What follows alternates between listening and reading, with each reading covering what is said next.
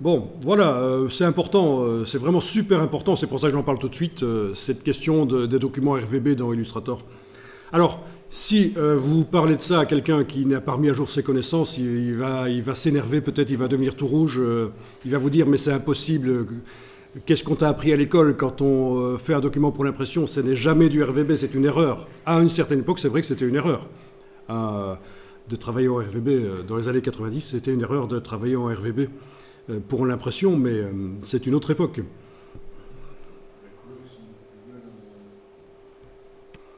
Mais en fait, vous avez intérêt à travailler dans l'espace couleur le plus large possible, faire un document qui est adapté aux meilleures machines qui permettent de sortir les images, que ce soit des projecteurs, des écrans ou des imprimantes de jet d'encre ou quoi.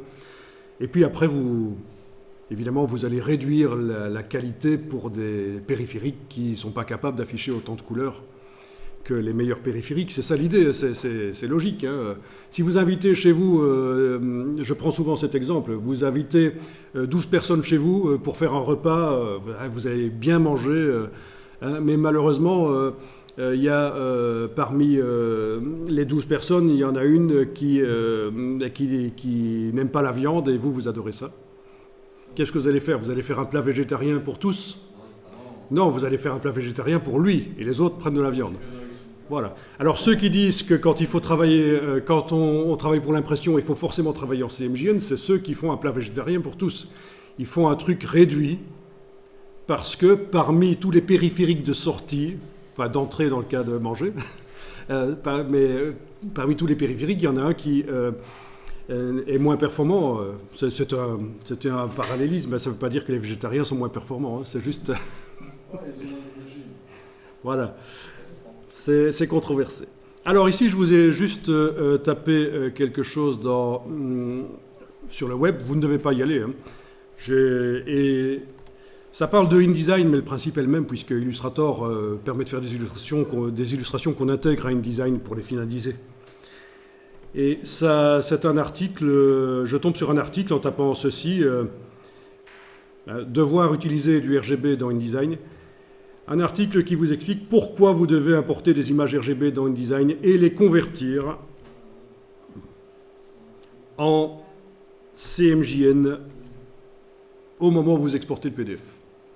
Donc c'est un article qui est quand même relativement ancien, mais ça fait bien plus longtemps que ça que Adobe préconise de travailler en RGB. Donc il vous explique pourquoi.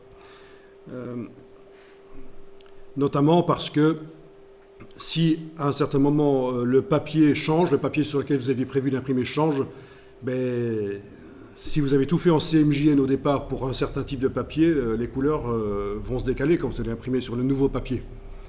Tandis que si vous avez fait en RGB tout, il suffit de refaire une conversion vers le nouveau papier. Les conditions de sortie changent, ben, refaites une conversion à un PDF CMJN différent.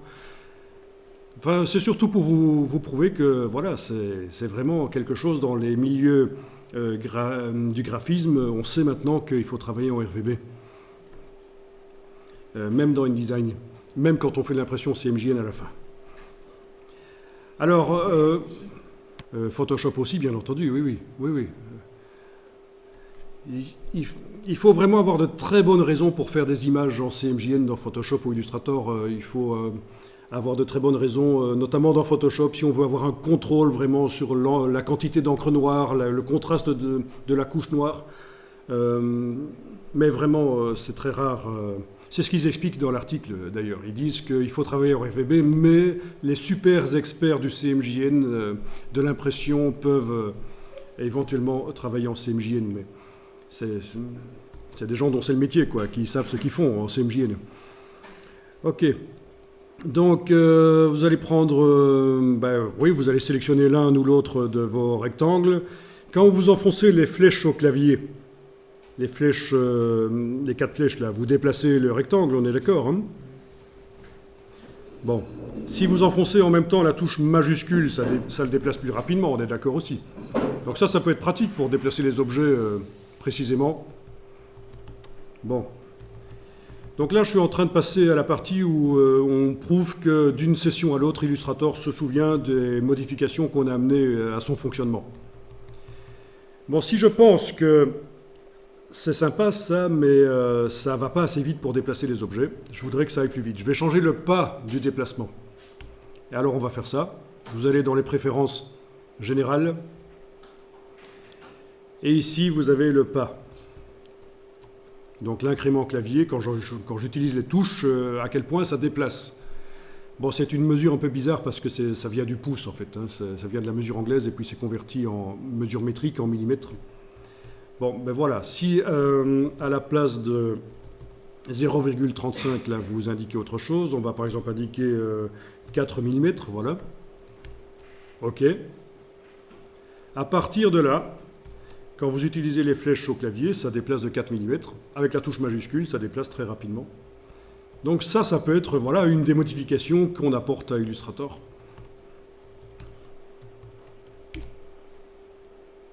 OK. Alors, je vais quitter Illustrator, sans même enregistrer le document. Et normalement, c'est indépendant du document, sauf si je me trompe, normalement, le document suivant que je vais faire, je vais retrouver cette modification du comportement de Illustrator. Alors je teste ici.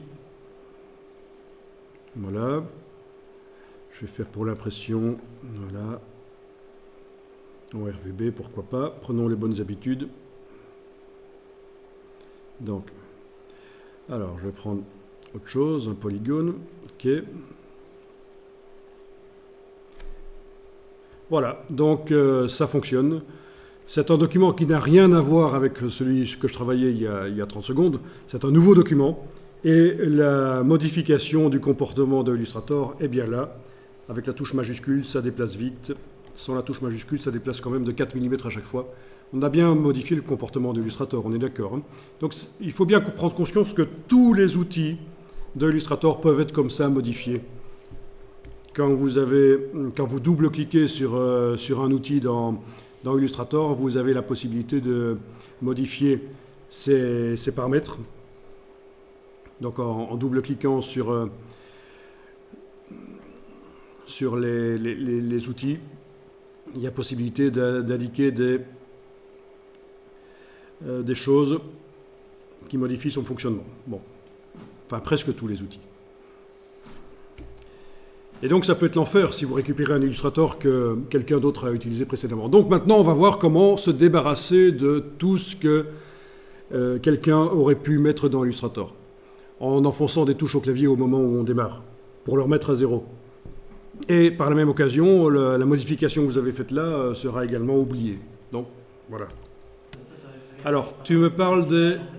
Oui, tu me parles des outils ici, c'est juste l'affichage des palettes ça en fait. Hein. Ah oui, mais ça va être tout encore à droite. Donc voilà, ça c'est la position des palettes, c'est aussi quelque chose qui peut se faire, oui, mais c'est un peu indépendant du réglage des outils. Ok, alors on va quitter Illustrator. J'enregistre pas le document, j'ai pas besoin. Alors je sais que dans les préférences, il y avait quelque chose qui s'appelait réinitialiser tous les outils, hein, mais ici on va vraiment tout réinitialiser au moment où on va démarrer Illustrator.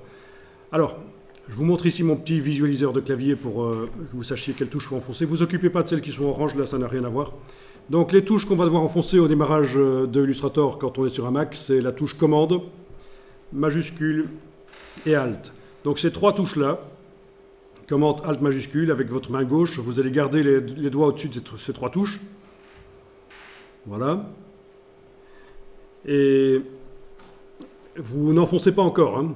Vous n'enfoncez pas les trois touches commande, Alt, majuscule.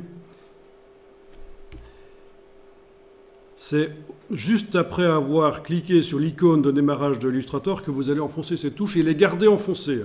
Donc il faut quand même être rapide, parce que les ordinateurs sont rapides maintenant. Donc voilà, je clique sur l'icône, j'enfonce les trois touches commande, Alt, majuscule.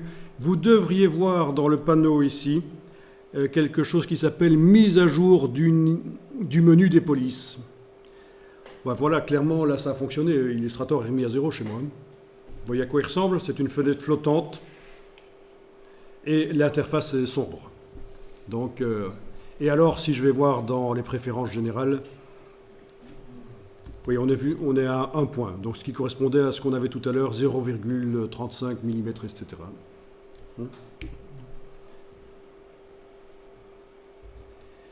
OK. Donc ce n'était pas les mesures anglaises, comme j'avais dit, c'est plutôt les points ou les pixels. Ok, vous testez ça, il faut absolument réussir à mettre à zéro Illustrator, sinon vous allez avoir des problèmes pour la suite, c'est sûr.